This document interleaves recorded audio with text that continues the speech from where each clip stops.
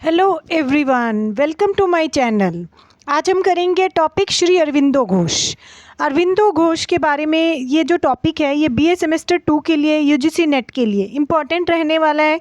अरविंदो घोष की पूरी डिटेल पढ़ने वाले हैं इस टॉपिक में हम। उनका लाइफ स्केच, उनका एजुकेशन कहाँ से हुआ, प्रोफेशनल लाइफ कैसी थी, उन्होंने कौन कौन सी बुक्स लिखी है, कब वो रेवोल्यूशनरी एक्टिविटीज़ को उन्होंने ज्वाइन किया, और उनका जो मोस्ट इम्पॉर्टेंट आइडिया है इंटीग्रल योगा का वो भी हम पढ़ने वाले हैं।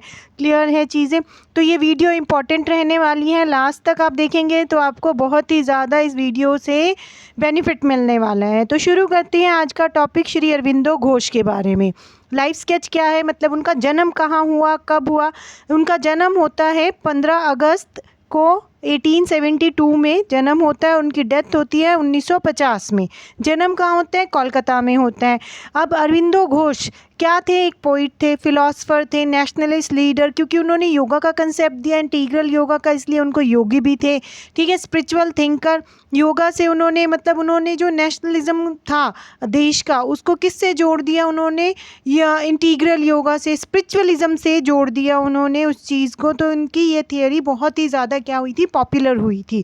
ठीक है, he played an important role in Indian freedom movement before turning to a spiritual work. मतलब स्पिरिचुअल वर्क में जाने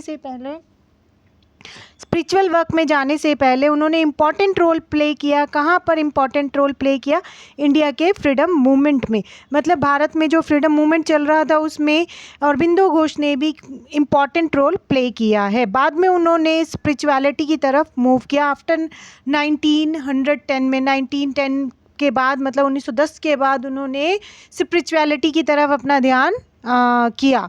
ठीक है, आगे पढ़ते हैं। Shri Aurobindo was born. श्री अरविंदो का जन्म एक ऐसी फैमिली में हुआ था जो कि एजुकेटेड बंगाली फैमिली थी। उनके फादर डॉक्टर कृष्ण दान घोष एक डॉक्टर थे। ठीक है, उनकी माता स्वर्णलता देवी एक रिस्पेक्टेड फैमिली से बिलोंग करती थी। उनके जो ग्रैंड फादर थे वो भी एक noted nationalist leader and social reformer थे। उनके यंगर ब्रदर, ठीक है, वो भी क्या थे? Kumar Ghosh revolutionary freedom fighter थे। मतलब उनकी होल फैमिली कहीं ना कहीं रेवोल्यूशनरी एक्टिविटीज़ और सोशल रिफॉर्म से क्या थी? संबंधित थी। क्लियर है चीज़ें? ठीक है, नेक्स्ट स्लाइड पे मूव करते हैं। अर्ली एजुकेशन कहाँ पे हुई? उनको 7 वर्ष की आयु में ही कहाँ भेज दिया गया? इंग्लैंड भेज दिया गया शिक्षा ग्रहण करने के लिए। ठीक है, वहाँ पर वो सेंट पॉल स्कूल में पढ़े लंदन के। उसके बाद किंग्स कॉलेज में उन्होंने एडमिशन लिया, जहाँ पर उन्होंने आईसीएस की परीक्षा पास की। ठीक है, बहुत अच्छे नंबर से पास की। उनको बहुत सारी लैंग्वेजेस का ज्ञान था, English, Greek, Latin, French, Bengali. ठीक है, उन्होंने काफ़ी सारी अच्छी एजुकेशन ली। कहाँ से? फॉरेन कंट्री से। ठीक है, आईसीएस की परीक्षा पास की। आईसीएस की परीक्षा पास करने के बाद उन्होंने उस सर्विस को ज्वाइन नहीं किया, उन्होंने कोई अलग डिफरेंट मार्ग को अपनाया अपने फ्यूचर के लिए। ठीक है, he pass the Indian civil service examination but did not join the service. उन्होंने सर्विस पास ज़रूर की, आईसीएस की परीक्षा पास ज़रूर की, पर सर्विस को ज्वाइन नहीं किया। ठीक है, क्यों नहीं ज्वाइन किया? क्योंकि वो इंडिया के फ्रीडम स्ट्रगल में पार्टिसिपेट करना चाहते थे। ठीक है, वाइल स्टडिंग इन इंग्लैंड में पढ़ते पढ़ते ही अरविंदो घोष अवेयर हो गए थे भारत की पॉलिटिकल सिचुएशन कैसी है और ब्रिटिशर्स का क्या इम्पैक्ट है इंडिया पर। अपनी पढ़ाई पूरी करी उन्होंने 1893 में, और उसके बाद वो इंडिया लौटते हैं। ठीक है, उसके बाद वो यहाँ पर मतलब जहाँ वर्क करते हैं, जहाँ काम करते हैं, प्रिंसली स्टेट ऑफ बड़ौदा में उनको काम मिलता है। और वहाँ पर वो धीरे धीरे मतलब अपनी स्टडी शुरू करते हैं इंडियन कल्चर के बारे में, इंडियन हिस्ट्री के बारे में, इंडिया के जो नेशनलिस्ट मूवमेंट थे उनके बारे में अपनी धीरे धीरे क्या शुरू करते हैं? अपनी स्टडी को वो शुरू करते हैं। क्लियर है चीज़ें? ठीक है, इसके बाद मतलब वाइल वर्किंग इन बड़ौदा में काम करते करते, प्रिंसली स्टेट था, वहाँ पे काम करते करते वो स्टडी करते हैं इंडियन हिस्ट्री, और अलग अलग नेशनलिस्ट लीडर से भी मिलते हैं, अलग अलग रेवोल्यूशनरी ग्रुप्स को ज्वाइन करते हैं, और ब्रिटिशर्स के अगेंस्ट अलग अलग न्यूज़पेपर में वो थोड़ा आर्टिकल लिखना शुरू करते हैं। ठीक है, अब बंगाल का पार्टीशन होता है 1905 में, जिसका उन पर बहुत ही डीप इन्फ्लुएंस आता है श्री अरविंदो घोष पर। ठीक है, 1905 में जो बंगाल का पार्टीशन होता है, Indian movement, Indian freedom struggle था, उसके पार्टीशन का किस पर डीप इन्फ्लुएंस आता है? अरविंदो घोष पर बहुत ही ज़्यादा इम्पैक्ट पड़ता है इस चीज़ का। ठीक है, अरविंदो घोष न्यूज़पेपर में क्या कर रहे थे? एडिटिंग कर रहे थे, जर्नल्स लिख रहे थे। ठीक है, इसी दौरान उन्होंने एक न्यूज़पेपर में अपना एडिटिंग किया, वंदे मातरम। ये एक न्यूज़पेपर था, इसमें वो एडिटिंग का काम करते थे, जर्नल्स लिखते थे, आर्टिकल्स लिखते थे, जो हज़ारों लोगों के इंस्पिरेशन का सोर्स बना। जो लोग भारत में फ्रीडम मूवमेंट में पार्टिसिपेट कर रहे थे, जो इंडियन स्ट्रगल में पार्टिसिपेट कर रहे थे, उनके लिए अरविंदो घोष क्या कर रहे थे? न्यूज़पेपर को यूज़ कर रहे थे नेशनलिस्ट आइडियाज़ को फैलाने के लिए। इसी में एक इम्पॉर्टेंट न्यूज़पेपर था वंदे मातरम, जिसमें उन्होंने काफ़ी सारे आर्टिकल्स लिखे, जिससे थाउजेंड्स ऑफ इंडियंस क्या हुए? इंस्पायर हुए इंडियन मूवमेंट को ज्वाइन करने के लिए। क्लियर है चीज़ें? During the agitation against the partition of Bengal, Aurobindo strongly supported. अब बंगाल का पार्टीशन हुआ 1905 में, उस दौरान अरविंदो ने उस मूवमेंट को स्ट्रांगली सपोर्ट किया। उनका जब पार्टीशन हुआ तो इसका असर अरविंदो घोष पर बहुत डीपली आया, और उन्होंने उस मूवमेंट को, मतलब बंगाल के पार्टीशन के अगेंस्ट जो एजिटेशन था, उसको सपोर्ट किया। और उन्होंने क्या क्या चीज़ें की? उन्होंने स्वदेशी मूवमेंट में पार्टिसिपेट किया, बॉयकॉट किया, ब्रिटिश गुड्स को बॉयकॉट करने के लिए कहा, नेशनल एजुकेशन को फैलाया, मतलब हर एक व्यक्ति को एजुकेटेड होना चाहिए। Passive resistance against colonial rule, मतलब ब्रिटिशर्स के अगेंस्ट क्या करना है? ब्रिटिशर्स का किसी भी तरह से साथ नहीं देना है। इन सब चीज़ों के लिए भारतीयों को एनकरेज किया थ्रू राइटिंग्स इन न्यूज़पेपर और through different movements, participating in different movements. ठीक है, अरविंदो घोष पार्टिसिपेट कर रहे थे अलग अलग मूवमेंट्स में। He encouraged Indian to became economically self reliant. इसके साथ ही उन्होंने इंडियंस को सेल्फ रिलायंट, सेल्फ डिपेंडेंट होने के लिए भी मोटिवेट किया।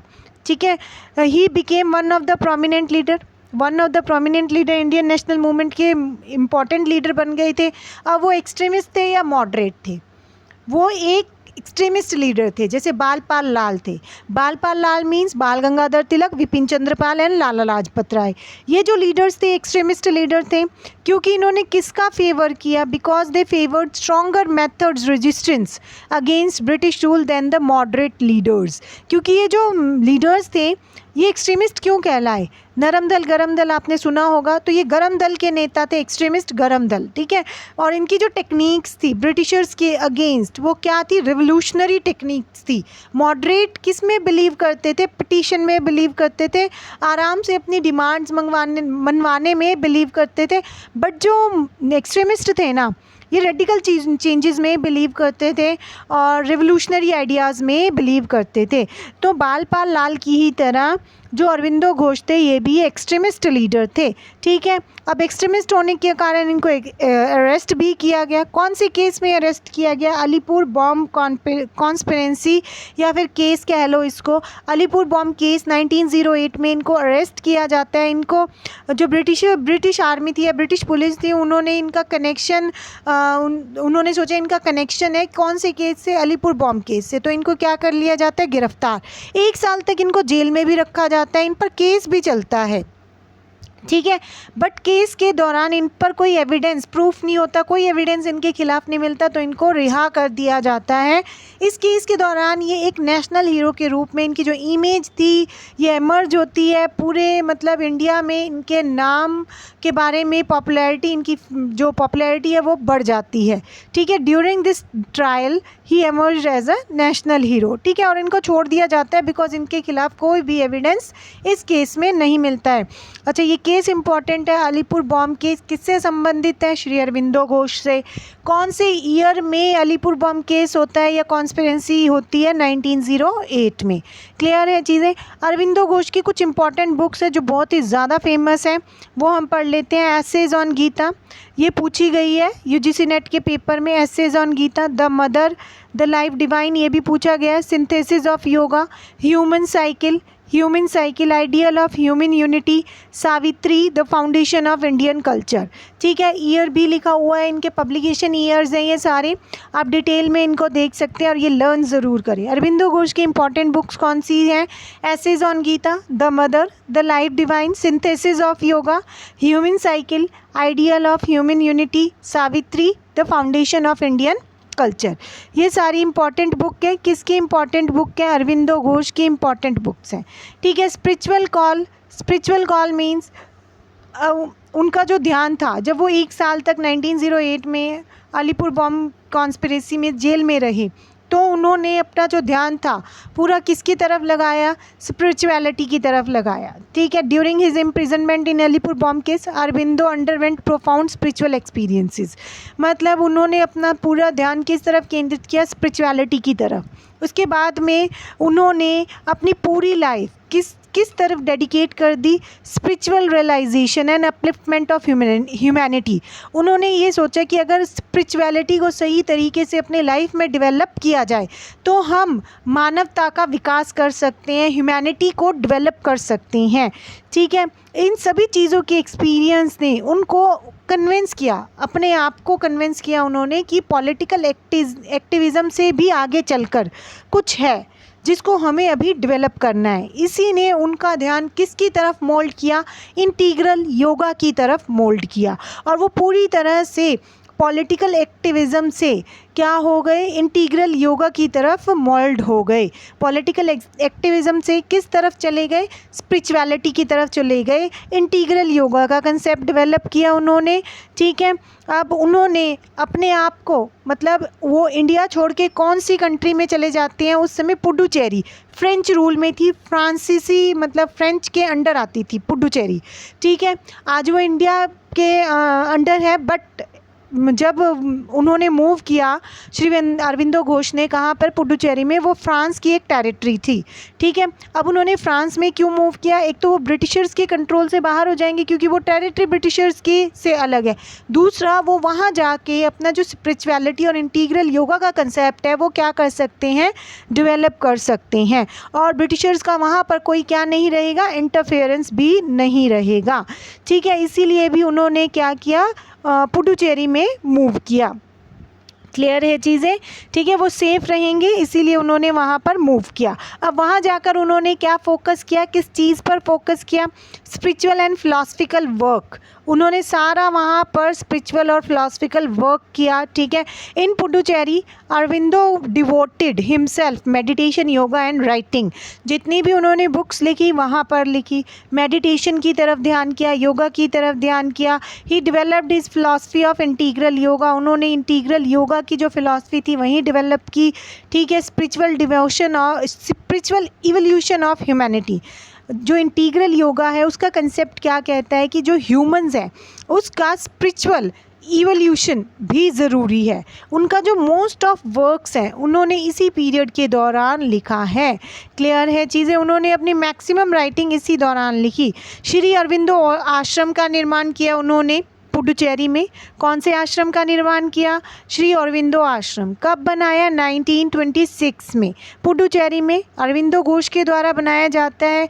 उनकी एक स्पिरिचुअल कोलैबोरेटर भी है मीरा अल्फाज़ा, जिनको किस नाम से जाना जाता है? मदर के नाम से जाना जाता है, मीरा अल्फाज़ा। वो भी उनके साथ वहाँ पे इंटीग्रल योगा मतलब स्पिरिचुअलिटी के कंसेप्ट को आगे बढ़ाने का काम कर रही है।